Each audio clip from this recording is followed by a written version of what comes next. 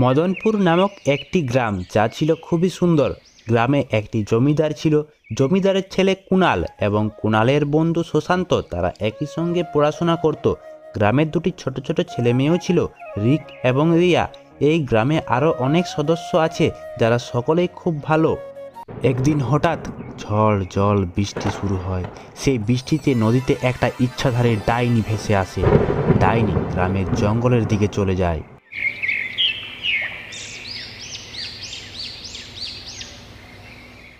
সকাল হলেই সেই ডাইনি একটা মেয়ের রূপ ধারণ করে গ্রামে প্রবেশ করে।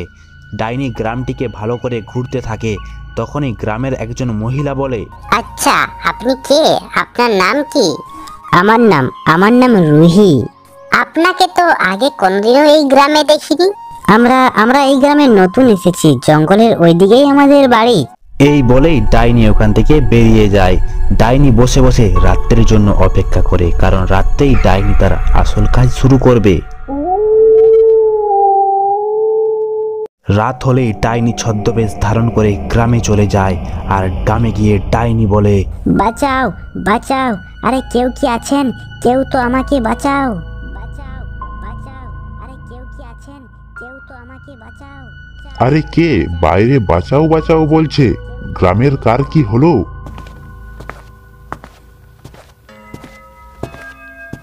আরে কে ওখানে? কে? আরে কি হয়েছে আপনার?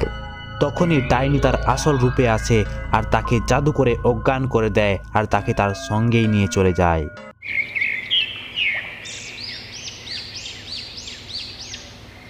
আরে দিদি, কি হয়েছে এখানে? সবাই দাঁড়িয়ে আছে। এখানে শম্ভু নামক একটি দাদা ছিল যে কাল রাত থেকেই বাড়ি ফেরেনি, তাই সবাই এখানেই দাঁড়িয়ে আছে। এটা শুনেই ডাইনি চলে যায়। আবার রাত হলে ডাইনি গ্রামে চলে আসে আর ডাইনি বলে, আরে কে কোথায় আছো? আমাকে বাঁচাও, বাঁচাও আমাকে।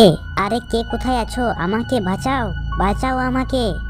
আরে বাইরে কেউ বাঁচাও বাঁচাও বলছে যেন। আরে তুমি এখানে কি করছো? আরে কি হচ্ছে আমাদের এই গ্রামে? সবাই কোন দিকে যাচ্ছে? জমিদার বাবু, আমি এবার আমাদের গ্রামের দেখাশোনা করব, আপনি কোনো চিন্তা করবেন না। রাত হলেই ডাইনি গ্রামে চলে আসে।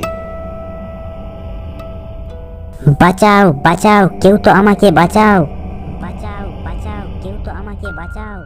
আরে কে বাইরে বাঁচাও বাঁচাও বলছে?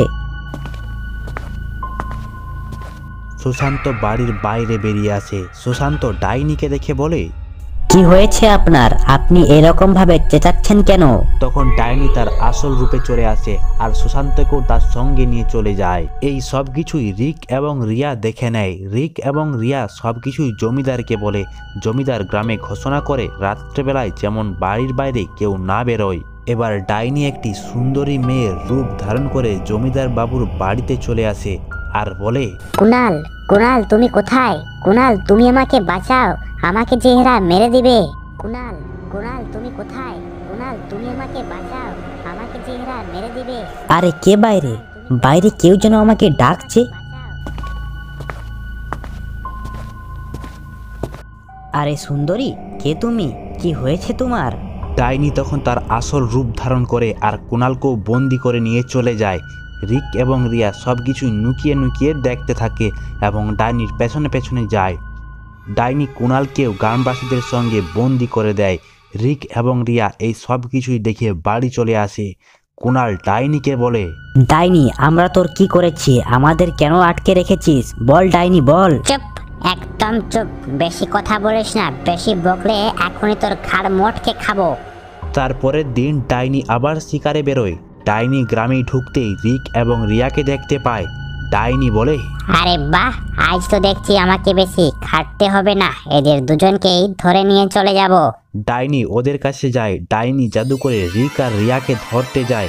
তখনই রিক একটা আয়না বের করে আর ডাইনির জাদু ডাইনির গায়েই লেগে যায়।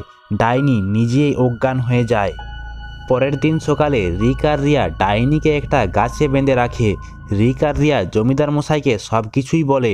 তারপর জমিদার মশাই ডাইনির বাড়ি যায় আর গ্রামবাসীদের মুক্ত করে ফিরিয়ে আনে আর ডাইনিকে মেরে গ্রাম থেকে তাড়িয়ে দেয়। গ্রামটি আবার ডাইনি মুক্ত হয়ে যায়।